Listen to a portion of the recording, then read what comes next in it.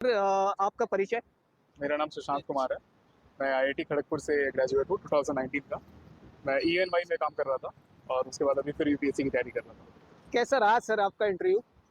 मेरा इंटरव्यू बहुत अच्छा रहा। कुछ सवाल थे जो मुझे नहीं पता था, बट ऐसा माहौल ऐसा अंदर में बहुत ही अच्छा है, बहुत अच्छे से लोग बात कर रहे हैं और आपको मौका दे रहे हैं कि आप अपनी बात रखें, अपनी बात समझाएं।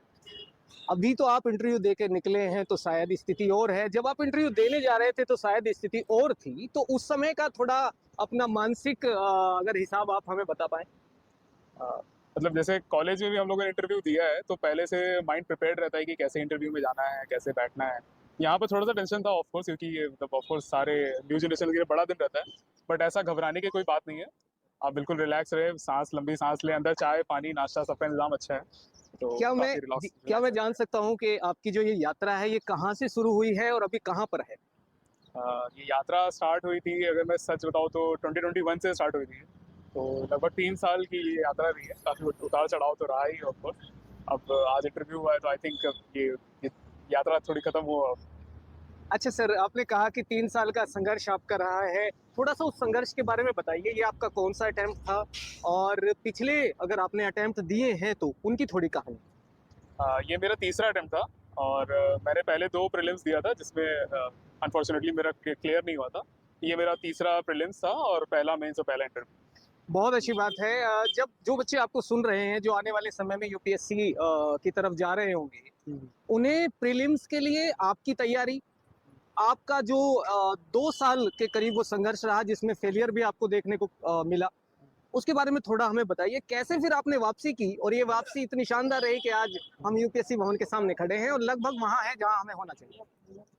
देखिए, सबसे पहली बात की फेलियर से तो पहले डरना नहीं है। जब मैं पहली बार फेल हुआ था तो मुझे लगा था कि मतलब शायद मुझे नहीं करना चाहिए, लेकिन फिर बाद में लगा कि आप कर सकते हैं, मतलब ऐसा कोई ये नहीं है कि नहीं पढ़ा जा सकता है।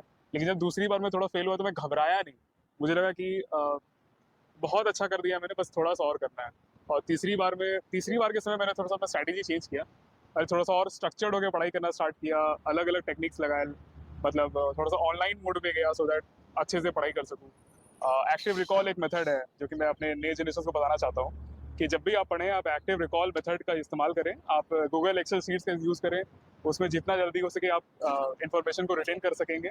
और एक यूट्यूब पे एक चैनल भी है एक्टिव रिकॉल करके, वो बताते हैं अच्छे से उसके बारे में। सो इस तरह की इनोवेटिव टेक्निक्स लेकर आए, अपने पढ़ाई को स्ट्रक्चर्ड रखें और रोजाना मतलब घंटों के पीछे ना भागें कि मुझे 8 घंटा पढ़ना है, मुझे 10 घंटा पढ़ना है। मैं तो 3 घंटा 4 घंटा भी पढ़ के ऐसा, मतलब ऐसा लोग कहते हैं, लेकिन 5 घंटे पढ़ के भी अगर ढंग से पढ़ रहे हैं तो हो जाता है मैं क्लियर। यहीं से सवाल अगर कर पाऊं, बहुत सारे बच्चे इस बात पर बड़ा ध्यान देते हैं कि सर कितने घंटे पढ़ते थे, हमें कितने घंटे पढ़ना है, कितने घंटे में सफलता मिल ही जाती है। अगर आप घंटों के हिसाब से अपनी तैयारी को मापना चाहें। देखिए, घंटे के हिसाब से अगर मापना चाहे तो मेरा तो फिक्स रूटीन रहता था कि सुबह के 3 घंटे, दोपहर में 3 घंटे, शाम में 3 घंटे। तो ऐसे करके तो देखा जाए तो 9 घंटे होते हैं, लेकिन पढ़ तो लेता था मैं 7 घंटे आराम से। तो आप अगर आप घंटे के हिसाब से जा रहे हैं तो ऐसा रूटीन बने जो आपके हिसाब से हो। और अगर आपको प्रोडक्टिविटी के हिसाब से रूटीन बनाना है तो 6 से 7 घंटे human brain is more than enough. तो 6 to 7 आवर्स एवरी डे, लेकिन वो ये कि कंसिस्टेंसी रहना पड़ेगा। संडे को ब्रेक्स लीजिए, आराम से चिल कीजिए, ऐसा कुछ नहीं कि बिल्कुल हर दिन ही पढ़ना है। आपने कोचिंग हाँ, की है या आप सेल्फ स्टडी के सहारे यहाँ तक पहुंचे हैं? सेल्फ स्टडी किया। सेल्फ स्टडी की है। कोचिंग वाला जो विषय है वो मैं उठा लेता हूँ आपके साथ। बहुत सारे बच्चों को लगता है कि कोचिंग है तो सफलता है, कोचिंग नहीं तो सफलता नहीं। आपका व्यू?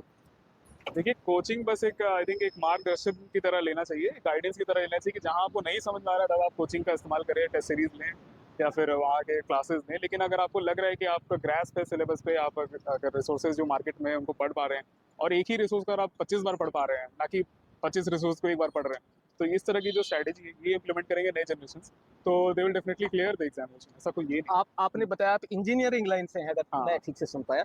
तो ऐसा कहा जाता है कि यूपीएससी वालों में बहुत बड़ी संख्या इंजीनियर्स की है। क्या आपको लगता है कि आपकी राहें आसान हो जाती हैं उस तरह? तो ये ऐसा कोई नहीं है कि राहें आसान हो जाती। इंजीनियरिंग बस ये है कि थोड़ा टेक्निकल माइंड रहता है, तो आप अपनी प्रिपरेशन को थोड़ा सा स्ट्रक्चर कर सकते हो। आप उसमें थोड़ा सा नए एलिमेंट, जैसे मैं बता रहा था एक्टिव रिकॉल मेथड, इस तरह की टेक्निक्स लेके आ सकते हो। अदरवाइज ऐसा कोई हार्ड एंड फास्ट रूल नहीं है। मतलब आई डोंट बिलीव कि सिर्फ इंजीनियर्स का यूपीएससी क्लियर होता है। अभी मेरे साथ बैठे थे आर्ट्स के स्टूडेंट थे, वो लोग दे वर रियली गुड टॉकिंग। अच्छा, आपका मीडियम सर? इंग्लिश मीडियम का मेरा। हिंदी वालों की बड़ी चिंता है कि भाई हम हिंदी बेल्ट के लोग हैं और ज्यादातर जो सिलेक्शन हो रहा है वो अंग्रेजी वालों का हो रहा है। इस पर मैं चाहूंगा कि आप थोड़ा गाइड करें।